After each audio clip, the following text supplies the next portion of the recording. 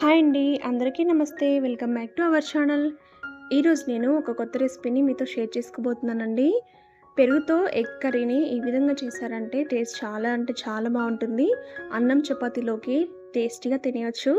ఇది ఎలా చేయాలంటే ముందుగా ప్యాన్‌లోకి ఆయిల్ తీసుకొని ఆయిల్‌లో ఇలా పొడవుగా కట్ చేసుకున్న ఒక 3, 4 మీడియం సైజ్ ఉల్లిపాయలని వేసుకోవాలి. వీటిని బ్రౌన్ కలర్ వచ్చేంత వరకు ఫ్రై చేసుకోవాలి. ఇవి త్వరగా వేగడానికి ఇందులో చిటికెడంతా సాల్ట్‌ని కూడా వేయండి. వేసి అంతా బాగా కలుపుకొని వీటిని బ్రౌన్ ఆనియన్స్‌ని చేసుకోవాలి. ఈ లోపల నేను ఇక్కడ ఒక 3 ఎగ్స్‌ని ఉడకబెట్టుకొని పొట్టు తీసి ఇలా కట్ చేసి పెట్టుకున్నానండి. మీకు ఎలా నచ్చితే అలా కట్ చేసుకోవచ్చు. దీంట్లోకి పెరుగు వేసుకొని ఇప్పుడు ఒకటి చేయబోతున్నాను. చూడండి, మనకైతే బ్రౌన్ ఆనియన్స్ అనేవి వేగిపోతున్నాయి. ఇలా ఈ కలర్లో వచ్చిన తర్వాత వీటిని మిక్సీ జార్లోకి తీసుకొని మెత్తగా మిక్సీ పట్టుకోవాలి. వాటర్ ఏమీ యాడ్ చేయకూడదండి. యాడ్ చేసినా కూడా పర్లేదు.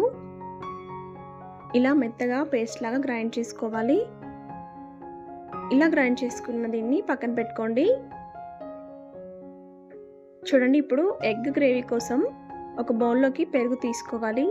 ఇదే పెరుగులోకి పసుపు, రుచికి సరిపడినంత ఉప్పు, అలాగే రుచికి సరిపడినంత కారం, ఇందులోనే 1/2 టీ స్పూన్ ధనియాల పొడి, 1/2 టీ స్పూన్ గరం మసాలా పొడి, 1/2 టీ స్పూన్ బిర్యానీ మసాలా పొడిని వేస్తున్నానండి. ఇది పూర్తిగా ఆప్షనల్ అండి. మీకు నచ్చితే వేసుకోవచ్చు. మంచి టేస్ట్ కోసం నేను వేశాను.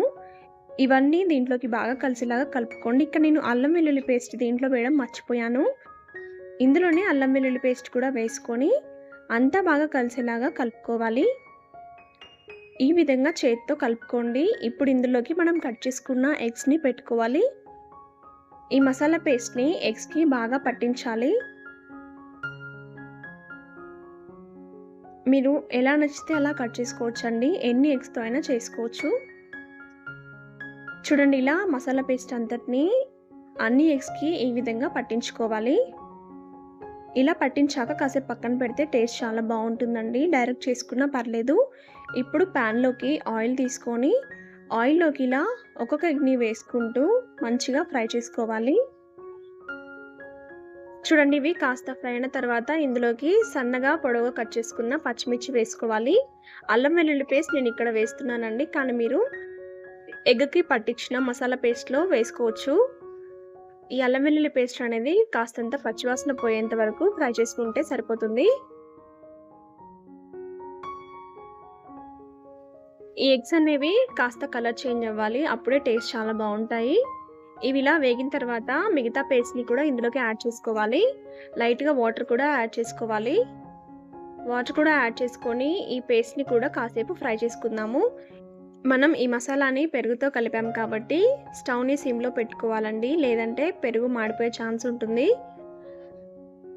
సిమ్‌లో పెట్టి వేయించుకోవాలి. ఇది వేగిన తర్వాత ఇందులోకి మనం ముందుగానే గ్రైండ్ చేసి పెట్టుకున్న బ్రౌన్ ఆనియన్ పేస్ట్‌ని వేసుకోవాలి.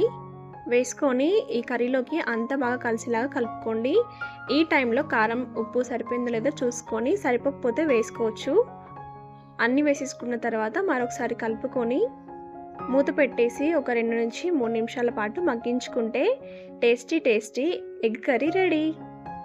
అన్నం చపాతీలోకి చాలా అంటే చాలా టేస్టీగా ఉంటుందండి. తప్పకుండా ట్రై చేయండి.